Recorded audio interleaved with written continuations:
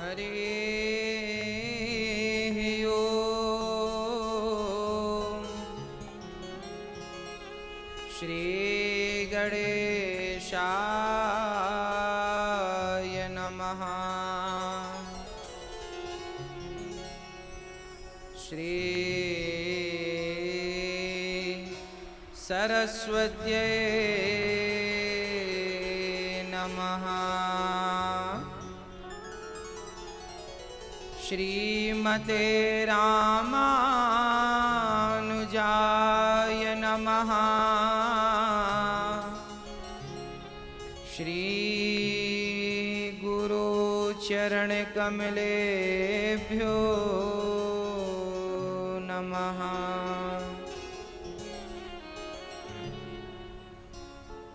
सच्चिदानंद रूपाय विश्वोत्पत्त्यादिहेतवे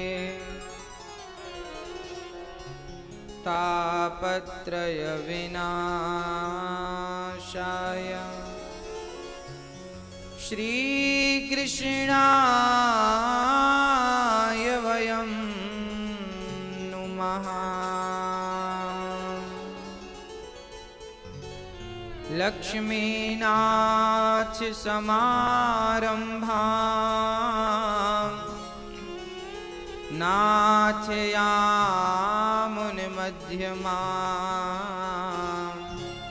अस्मदाचार्यपर्यन्तां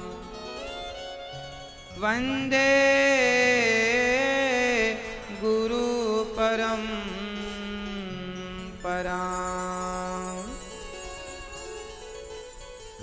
जय जय श्री राधारमण, जय जय नवल किशोर,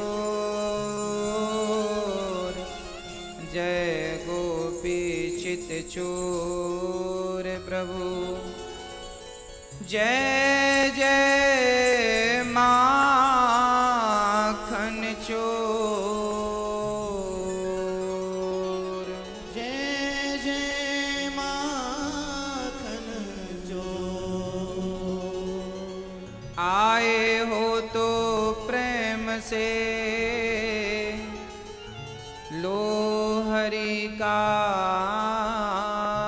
नाम, सब भक्तों को अनिरुद्ध की जय जय राधे श्याम। जय जय राधे श्याम, जय जय राधे श्याम, जय जय सीताराम। बोलिए भागवत महापुराण की, वृंदावन बिहारी लाल की जय। आइए बड़े भाव से भगवान नाम का आश्रय लेकर कथा की गंगा में डुबकी लगाकर जीवन को पावन करते हैं। प्रेम से कहते हैं, हे प्रभु श्री कृष्ण शरणं मम, श्री कृष्ण शरणं मम, श्री कृष्ण शरणं मम, श्री कृष्ण शरणं मम, श्री कृष्ण शरणं मम, श्री कृष्ण शरणं मम, श्री कृष्ण शरणं मम, श्री कृष्ण शरणं मम, श्री कृष्ण शरणं मम, श्री कृष्ण शरणं मम, श्री कृष्ण शरणं मम, श्री कृष्ण शरणं मम। श्री कृष्ण श्री कृष्ण कृष्ण श्री कृष्ण शरणं मम, श्री राधा राधा श्री राधा शरणं मम। श्री कृष्ण कृष्ण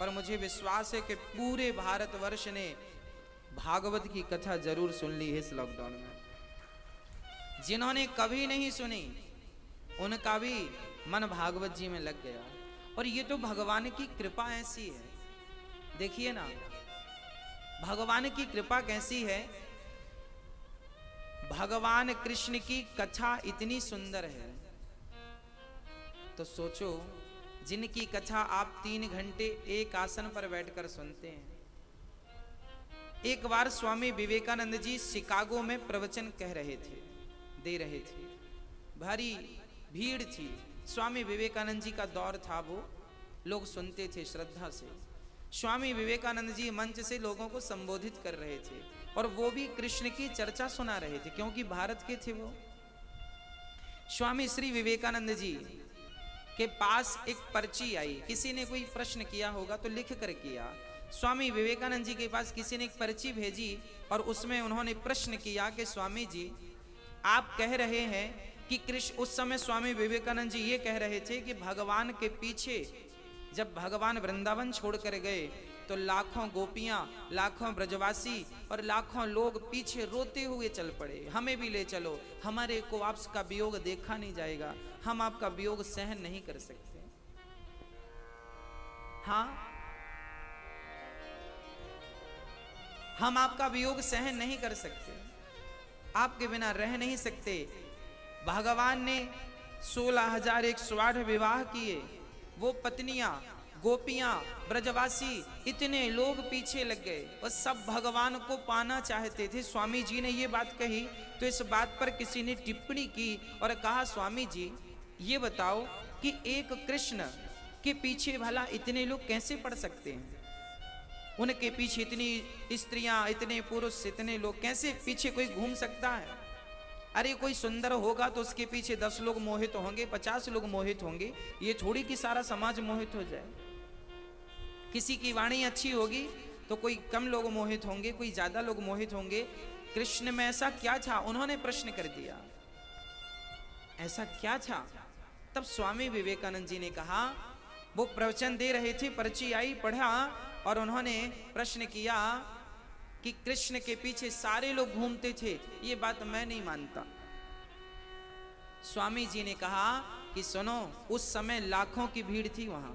स्वामी विवेकानंद जी ने कहा कि सुनो, मैं इस प्रश्न का उत्तर, आगे वाला मंच है वहां भी मुझे संबोधन करना है, मैं इस प्रश्न का उत्तर उस मंच पर दूंगा। स्वामी विवेकानंद जी मंच छोड़कर चल पड़े और जैसे ही चले उस प्रश्न के उत्तर के लिए और स्वामी विवेकानंद जी की सुमधुर वाणी सुनने के लिए जो लाखों की भीड़ थी, एक भी भागा नहीं, सब के सब पैदल दूसरे मंच की तरफ चल पड़े, जो कि वो मंच 4 किलोमीटर, लगभग 4 किलोमीटर दूर था। स्वामी जी पैदल यात्रा किए और लाखों लोगों की भीड़ चल पड़ी। दूसरा मंच पकड़ करके स्वामी जी ने बोला कि देखो यही था आपके प्रश्न का उत्तर।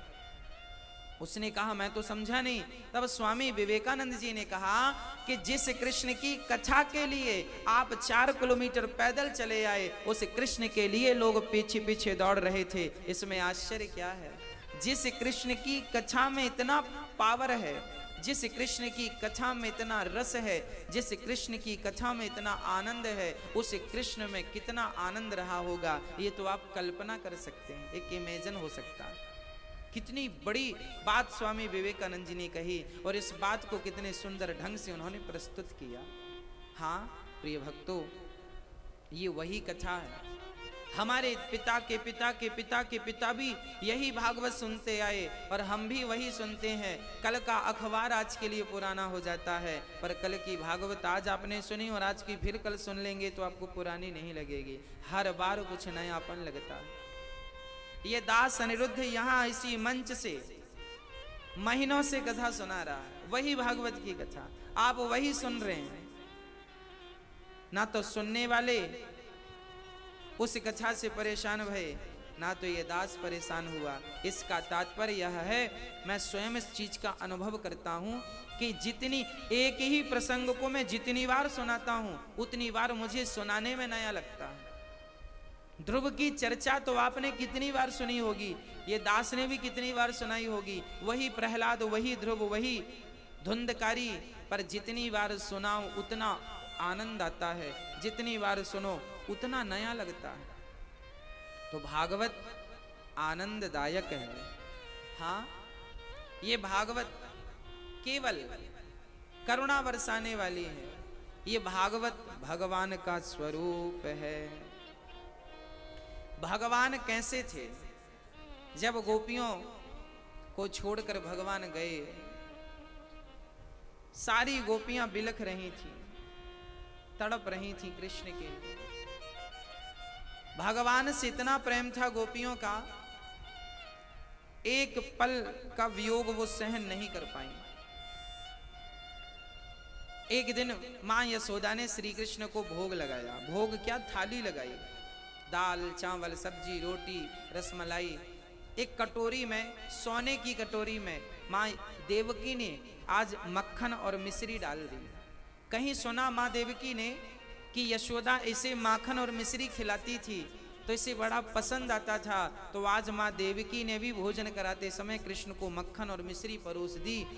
जैसे ही कृष्ण ने मक्खन मिश्री को देखा, उनकी आंखों से आंसू गिरने लगे, भगवान रोने लगे।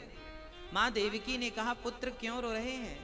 तब कहा कन्हैया ने, मां ये जो माखन मिश्री है ना, आज आपने दिया सो दिया, प्रार्थना है मेरी आज के बाद मुझे माखन मिश्री मत खिलाना।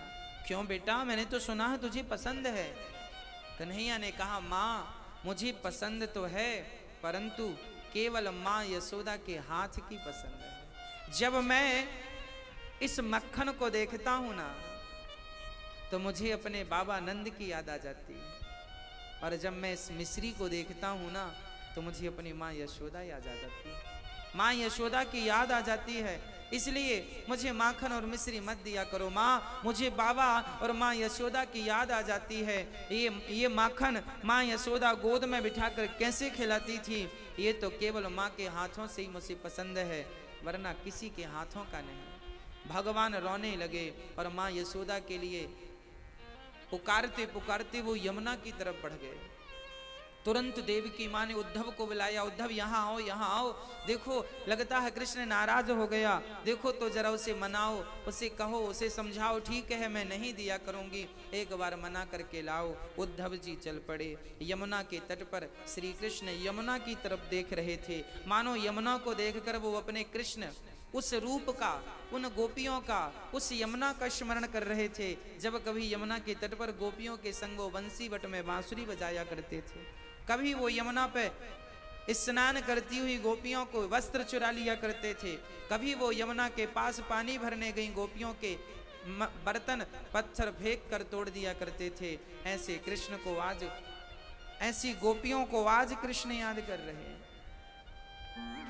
कई बार हमें ये लगता है कि हम भगवान को याद करते हैं, वो तो हमें याद करते नहीं होंगे।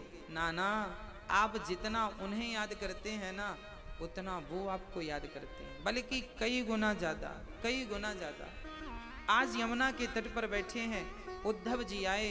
आज भगवान उद्धव को देखते हैं। उद्धव जी ने कहा, कन्हैया आप रो रहे हैं, क्या हुआ आपको? कन्हैया ने कहा, क्या बताऊं उद्धव, उद्धव मोही ब्रज बिसरत नाही। उद्धव, ये जो ब्रज है, वृंदावन है, ये मुझे बिसरता नहीं है। मैं लाख प्रयास करूं फिर भी ये वृंदावन बिसरता नहीं। उद्धव जी ने कहा, कन्हैया क्या चाहते हो आप? कन्हैया ने कहा, उद्धव मैं बस ये चाहता हूं कि एक बार तुम वृंदावन चले जाओ, और हमारी जो गोपियां हैं ना, उन्हें एक बार समझाओ कि वो हमारे लिए रोया ना करें, बहुत रोती हैं वो। उद्धव जी हंसने लगे। उद्धव ज्ञानी थे ना, और ज्ञानी तो हंसता ही है। अच्छा, ज्ञानी किसी को रोता हुआ देख लेना तो वो ये नहीं सोचेगा कि इसके रोने के पीछे का भाव क्या है, वो तो अपने ज्ञान से हंस ले। लो, रो रहे हो आप? अरे रोने के बहुत सारे कारण हो सकते हैं। रोने का सिर्फ यही कारण नहीं है कि कोई धन के लिए रो रहा हो या कोई वस्तु के लिए रो रहा हो। रोने के भी बहुत सारे कारण हो सकते हैं। कोई खुशी में रोता है, कोई दुख में रोता है, कोई प्रेम में रोता है, कोई भक्ति के लिए रोता है। बस अपना अपना ढंग है। आज भगवान को रोता देख उद्धव कहने लगे, वाह तुम तो भगवान हो और फिर भी रो रहे हो। कन्हैया ने कहा, उद्धव भगवान तो हूं, परंतु आज मैं तो मनुष्य के रूप में हूं ना। विप्र धैनु सुर संतहित लीन मनुज अवतार। मैं हूं तो भगवान, पर मनुष्य बनकर के आया हूं। तो मनुष्यों की जो फीलिंग्स है, जो मनुष्यों की फीलिंग है, वो आज मैं महसूस कर रहा हूं। मनुष्य क्या महसूस करते हैं, उनकी फीलिंग क्या होती है, उनकी भावना क्या होती है, आज भगवान कह रहे हैं, देखो मुझे गोपियां कितना याद करती हैं। एक पल के लिए वो मेरे लिए मेरे बिना रह नहीं सकती थी, और मैं 2 दिन का बोल के उद्धव आ गया, और गोपियां वो 2 दिन का इंतजार करती करती दिन भर रोती हैं। उद्धव ने कहा, कन्हैया जब आपको जाना ही नहीं था तो फिर आपने ये क्यों कहा कि मैं 2 दिन बाद आ जाऊंगा? आप कह देते मैं जा रहा हूं, अब कभी नहीं आऊंगा। उद्धव से कृष्ण ने कहा, उद्धव 2 दिन का कहना मेरी मजबूरी थी। ऐसी क्या मजबूरी आ गई? कन्हैया ने कहा, उद्धव मजबूरी ये थी कि मैं कह देता कि अब मैं कभी नहीं आऊंगा, तो मेरी मां यशोदा और मेरी गोपियां उसी क्षण अपने प्राणों को त्याग देती। मेरे वियोग में मैंने कहा कि मैं 2 दिन बाद वापस आऊंगा, तो कम से कम इसलिए वो मेरे लिए जिंदा तो हैं, वो मेरे लिए जीवित तो हैं, इसलिए मैंने ये कहा मैं 2 दिन बाद वापस आ जाऊंगा। प्रिय भक्तों, वृंदावन से मथुरा की दूरी मात्र 10-12 किलोमीटर है। अब आप देख लो, भगवान मथुरा थे, गोपियां वृंदावन थी, चाहते तो रोज आकर के मिल सकते थे, 2 घंटे रोज भेंट हो सकती थी, या ये जा सकती थी या वो आ सकते थे, पर ना वो आए ना गोपियां गईं। क्यों? क्योंकि जो प्रेम होता है ना, प्रेम किसका नाम है? प्रेम की परिभाषा क्या है? प्रेम कहते हैं त्याग को। त्याग ही, प्रेम में कुर्बानियां तो देनी पड़ती हैं, प्रेम में त्याग तो होता ही है। भगवान कृष्ण से पूछा गया कि वृंदावन तो पास में है, उद्धव ने कहा आप जाकर मिल क्यों नहीं लेते, जब इतनी ही याद आ रही है तो। तब भगवान ने कहा कि यदि मैं वृंदावन जाकर गोपियों से मिल लूंगा तो जो मेरा दुश्मन जरासंध है उसे पता चल जाएगा कि मेरी कमजोरी तो वृंदावन है, मेरी गोपियां तो वहां रहती हैं, तो फिर वो जरासंध फिर मुझ पर अटैक नहीं करेगा, फिर वो मेरी गोपियों पर अटैक करेगा। और मैं नहीं चाहता कि मेरे कारण मेरी गोपियों पर कोई संकट आए, इसलिए उद्धव मैं नहीं जाऊंगा। तब भगवान ने उद्धव से कहा घनश्याम ने उद्धव से, वृंदावन जरा जाना, वहां के गोपियों को ज्ञान का कुछ तत्व समझाना। भगवान ने कहा उद्धव जी आप वृंदावन जाओ, विरह की वेदना में वे सदा बेचैन रहती हैं, तड़प कर आह भरती हैं, रो रो कर ये कहती हैं। गोपियां क्या कहती हैं जानते हो? गोपियां कहती हैं, है प्रेम जगत में सार और कुछ सार नहीं, मन कर ले प्रभु से प्यार, मन कर ले प्रभु से प्यार और कुछ सार नहीं, है प्रेम जगत में सार। गोपियां कहती हैं केवल प्रेम ही सार है। उद्धव जाओ मेरी गोपियों को जरा संदेशा सुनाओ। आज भगवान ने प्रेम का संदेश उद्धव जी के हाथों में दिया और कहा जाओ मेरी गोपियों को प्रेम का संदेश सुना दो। चले मथुरा से जब कुछ दूर वृंदावन निकट आया, वहीं से प्रेम ने अपना अनोखा रंग दिखलाया। चले भगवान मथुरा से कुछ दूर वृंदावन की तरफ। उद्धव जी जब वृंदावन पहुंचे तो वहां से कि प्रेम की खुशबू आनी स्टार्ट हो गई उद्धव को, और उद्धव को वो खुशबू ने इतना परेशान किया कि उद्धव समझ नहीं पाए, क्योंकि वो तो ज्ञान के रथ पर चढ़े थे, वो प्रेम की पगडंडी को क्या जाने। हाँ? चल पड़े उद्धव जी। जैसे ही वृंदावन पहुंचे, उद्धव का दुपट्टा कांटों में उलझ गया। उलझ कर वस्त्र में कांटे लगे उद्धव को समझाने, तुम्हारा ज्ञान पर्दा फाड़ देंगे प्रेम दीवाने। उद्धव जी का दुपट्टा कांटों में उलझ गया। उद्धव जी सुलझाने लगे, तभी उनका दुपट्टा फट गया। उद्धव जी ने कहा, वाह रे वृंदावन के कांटों, क्या बिगाड़ा था हमने, तुमने हमारा दुपट्टा फाड़ दिया।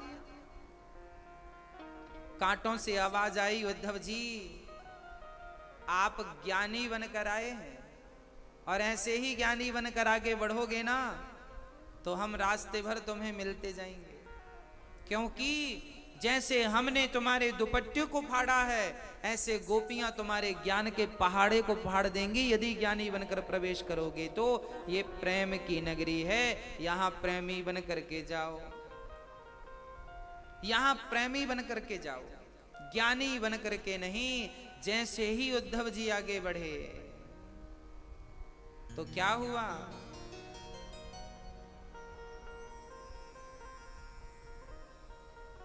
सारे वृक्ष उद्धव जी की तरफ देखने लगे, मानो बिंदु जी महाराज लिख रहे हैं कि वृक्ष भगवान को पुकारने लगे, देखो तो उद्धव आओ तो जरा, देखो तो। बेटप झुक कर ये कहते हैं इधर आओ इधर आओ, मानो वृक्ष कह रहे हैं यहां आओ और हमें पहले श्री कृष्ण का संदेशा तुम हमें सुनाओ। बेटप झुक कर ये कहते हैं इधर आओ इधर आओ, पपीहा कह रहा पी कहां ये भी तो बतलाओ।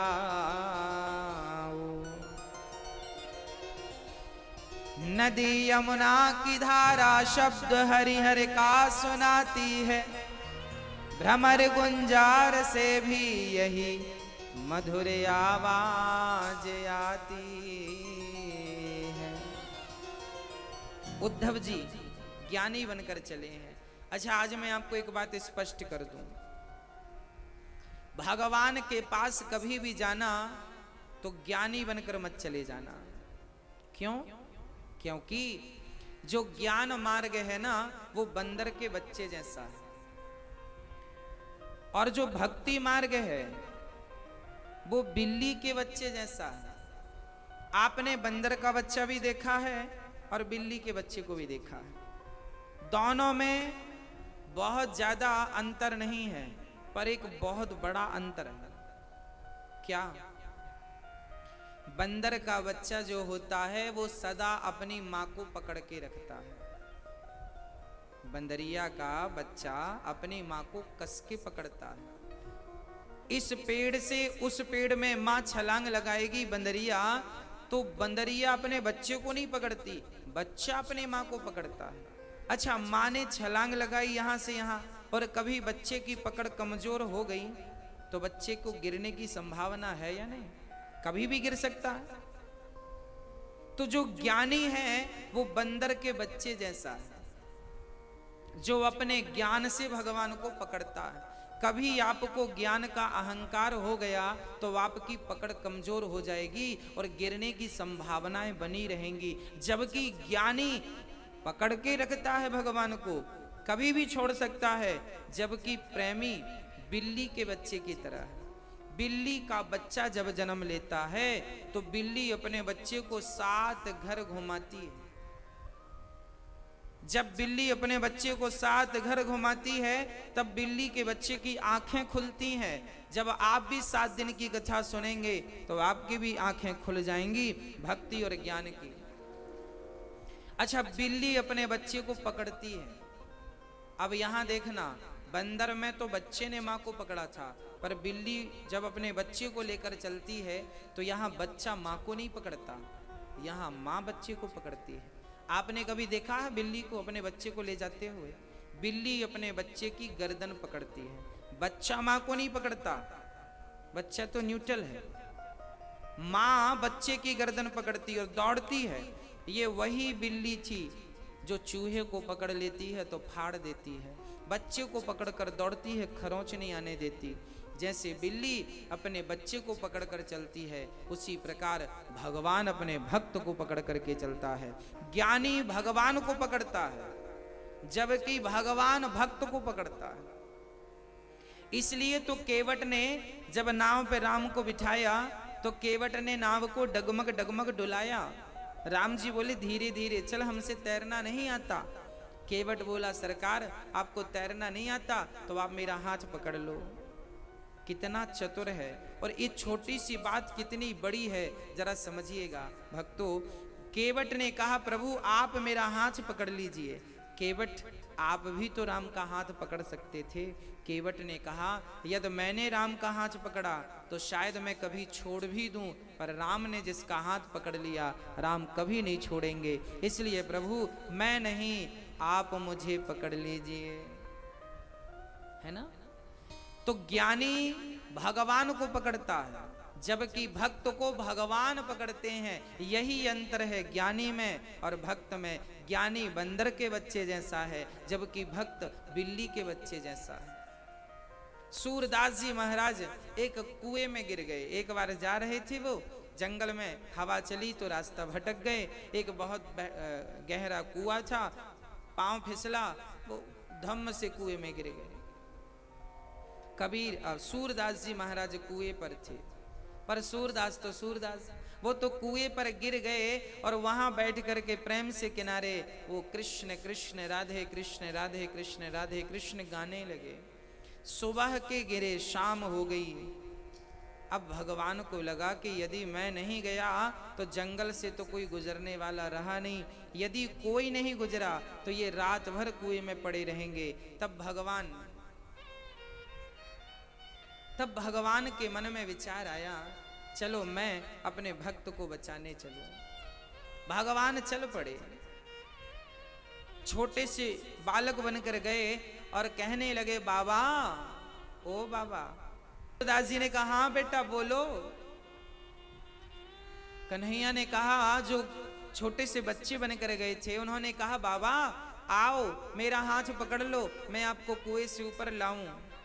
सूरदास जी ने यहाँ बहुत बड़ी बात कह दी, बहुत प्यारी बात कह दी। सूरदास जी ने कह दिया बेटा मुझे तो पता ही नहीं कि तुम्हारा हाथ कहाँ है, क्योंकि मैं तो अंधा हूं ना।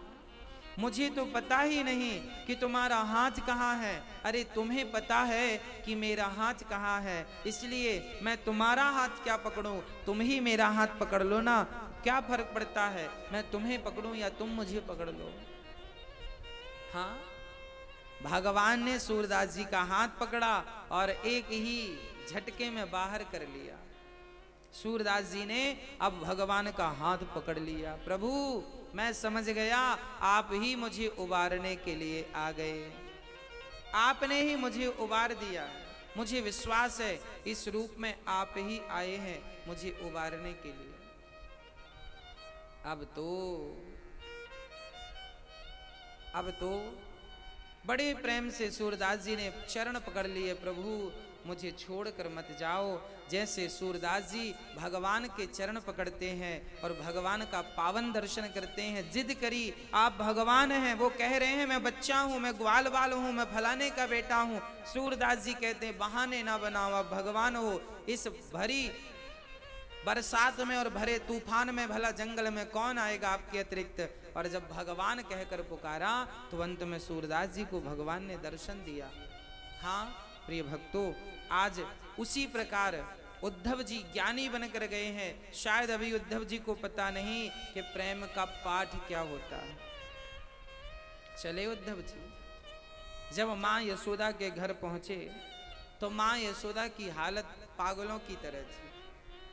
अच्छा, प्रेम जो होता है ना, प्रेम पागल कर देता है। सच्चा प्रेमी सिर्फ पागल ही होता है। उसके व्यवहार, उसके भाव पागलों की तरह। जिस दिन से कृष्ण छोड़ कर गए हैं, मां यशोदा ने पेट भर के भोजन नहीं किया।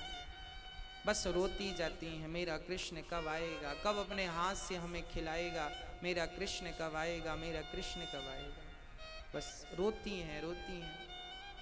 जिस पालने में कृष्ण सोया करते थे उस पालने को देखती हैं। जिस वस्त्र को कृष्ण पहना करते थे उस वस्त्र को देखती हैं। जहां कृष्ण खेलते थे उस स्थान को देखती हैं।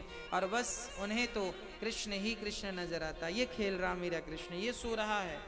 हाँ, इस प्रकार जहां वो देखती बस कृष्ण कृष्ण नजर आते। व्यवहार पागलों की तरह। कभी कृष्ण के कपड़े लेकर गोद में रख लेती और ऐसे ऐसे ठोक ठोक कर सुलाती। सो जा लाला, कितना जागेगा, कब तक जागेगा, हाँ कब तक जागेगा। फिर उठाती, कब तक सोएगा, अरे उठ, कब तक सोएगा। उठाती, सुलाती तो कभी खाली झूले की डोर पकड़कर झूला झुलाने लगती, झूला झुलाती। तभी उद्धव जी पहुंच गए। उद्धव जी ने तुरंत आवाज लगाई, मैया, ओ मैया। जैसे ही उद्धव ने मां कहा, मैया कहकर बुलाया, मां यशोदा को लगा मेरा कृष्ण आ गया, मेरे कृष्ण आ गए। दौड़ पड़ी मां, मानो मानो प्राण आ गए हो, मानो चेतना जाग गई हो। दौड़ पड़ी, मेरा कृष्ण, मेरा कृष्ण। दौड़ पड़ी और कृष्ण समझकर उद्धव को हृदय से लगा लिया मां यशोदा ने। मां यशोदा हृदय से लगाकर कहने लगी, बेटा कृष्ण मेरा नहीं कहाँ था। तेरी माँ की हालत देख कैसी हो गई है, तेरे बाबा की हालत देख कैसी हो गई है, तेरी गंगी गाय की हालत देख कैसी हो गई है, तेरे वृंदावन की हालत देख कैसी हो गई है। जब से तू गया है तब से इन वृक्षों ने पुष्प देना छोड़ दिया है। जब से तू गया है तब से इन वृक्षों ने फल देना छोड़ दिया है। जब से तू गया है तब से यमुना की धारा मानो रोती रोती सी बहती है। जब से तू गया है तब से गोपियां तेरे लिए बस रोती हैं। जब से तू गया है, जब से इस गंगी गाय ने आज तक पेट भर के पानी और पेट भर के घास नहीं खाई। उद्धव जी ने कहा, मां मैं कृष्ण नहीं हूं, मैं तो उनका सखा, उनका मित्र उद्धव हूं मां। अब जब ये सुना कि ये कृष्ण नहीं उद्धव हैं, मां यशोदा तो धड़ाम से जमीन में गिर पड़ी। उद्धव ने उठाया, मां उठो, मां उठो। मां ने कहा, अब किसके लिए उठूं? अरे जिसके लिए उठी थी वो तो आया ही नहीं। जिसके लिए रो रही हूं, जिसके लिए मैंने अपने